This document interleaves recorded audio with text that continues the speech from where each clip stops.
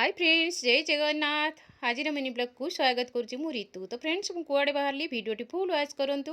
वीडियोटी भल लागुले like comment follow और subscribe करने जमा भूलिएनि। तो फ्रेंड्स मो आईर दस आज मुझे बाहरी गली तो ये मो शाशु माँ को प्रणाम करके बाहर नवापाई मो पुत्र आसी घर जाके पहुँची जाइए। सी गोटे कुकुर छुआ रखी देखी खुशी होती सहित सेठू आम ननंद भाउज समस्ते मिसिकी बाहरीचु दस कामपाई जावाई।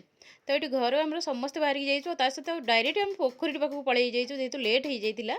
तो से आईर दसरे पानी दे पानी पात्र दे घर को आसचु। सान मामूर पुआ और मो भौणी मिसिकी टिके माने फटो सुट करूँ वीडियो सुट करूँ सहित दादा बो एम सहित टिके वीडियो करनी सहित ये आम समस्ते मिसिकी टिके खाई नहींचु।